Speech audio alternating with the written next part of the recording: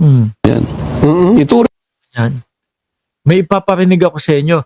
Hindi ko alam kung narinig ko na dati ito o kung dati ba na sinama niya sa dahilan niya ito patungkol ho doon sa mga sa sose niya or bago-bago ito.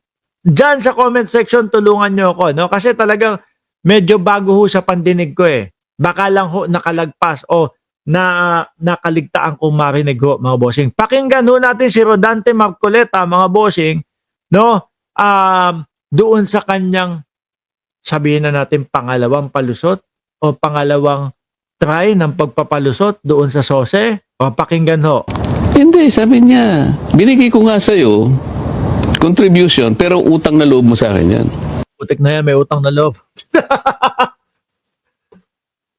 May utang na loob pa. Mukhang lalo ho, no? Kada na binubuka ni Marcoleta ang kanyang bibig, lalo pong nababaon. Utang na loob, nako. Kung kayo ho ay nagnanais maging public servant at kung ang nasa puso nyo po talaga tumakbo para matulungan ang Pilipinas, wag na wag po kayong tatanggap ng kahit na anong mga donasyon tapos utang na loob nyo iyon. Bakit? Ganito ang posibleng mangyari dyan. Kayo ang layunin nyo is maging serbisyo publiko talaga. No? Hulihin yung mga korap, etc. Maubos yung mga korap, magpasa ng mga batas ng mga ganito. Ngayon, si donor mo, eto, pare, uy, tatakbo ka, di ba? Oo. So ngayon, eto, suportahan kita. No, magkano yan, pare? 120 million.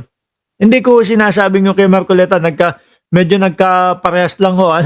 Eto, 120 million. Ngayon, mga kababayan, sumabit yung kung sino mang Poncio Pilato na yon. Sumabit. May ginagawa palang illegalidad.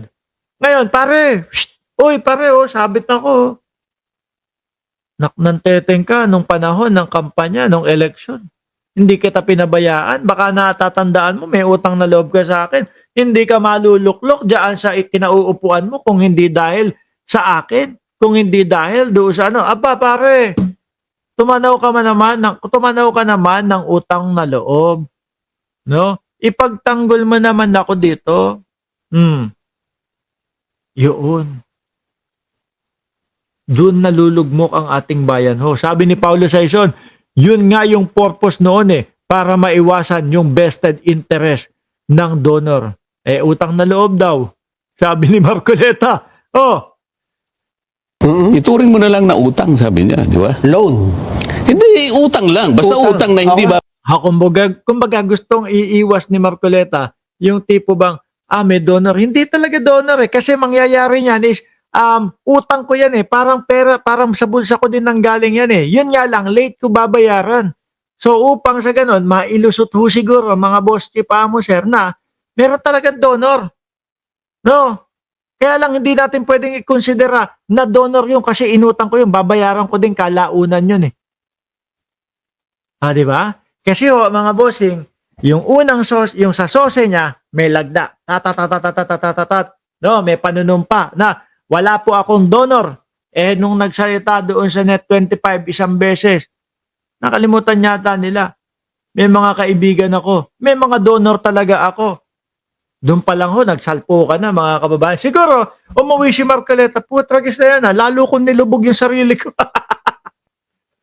Napaamin ako na may donor Tapos eto na po, may mga abogado na po na nagpapaliwanag po. Sandali. Anong sinasabi ni Marcoleta na walang batas tungkol dyan? No? Pwedeng kasuhan ng perjury si Marcoleta. Sabi ni Shiro Kansaki, kung donasyon yan, baka masilip ng BIR yan kung magbabayad siya ng donor o tax. Ngayon di ba? Sabi niya, meron naman talaga kaming mga kaibigan na nagbigay Kaya lang, ang gusto nila, wag banggitin yung kanilang pangalan. Yun mismo mga bossing. Yung binanggit ni Marcoleta. So ngayon, siguro pag uwi, napaisip, putik na yan. Napaamin ako dun, nasabi ko na may donor. Ngayon, sige, ano kaya ang pwedeng maging lusot nun?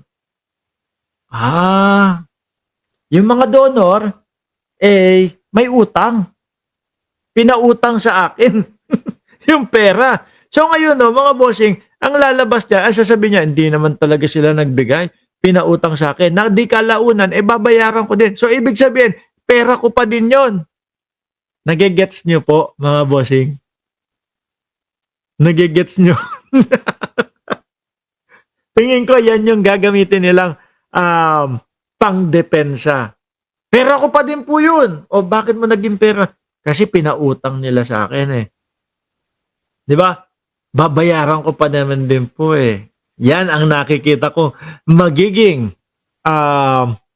pang depensa nila. Oh. Sabi nila, Myra Domingo, excuse me, to then pull our legs to your makeup lies after lies. Sabi daw. Oh, ulitin natin ha para mas maintindihan niyo po. Sabi ni Angel Ran, ang donor ay iba sa pautang. Ang labo mo, Marcoleta. Hindi, gusto niya talagang ilusot na yon, no? Kasi naano na siya eh. Ang nangyari is nagkontra na yung kanya sinabi eh. Dapat ang ginagawa ni Marcoleta, kumuha na lang ng abogado na magtatanggol sa kanya at itikom na lang po ang kanyang bibig. Kasi habang nagsasalita po si Senator Rodante Marcoleta, mga bossing, lalong nababaon. Hindi, sabi niya, binigay ko nga sa'yo, contribution, pero utang na loob mo sa akin yan. Ituring mo. Utang na loob.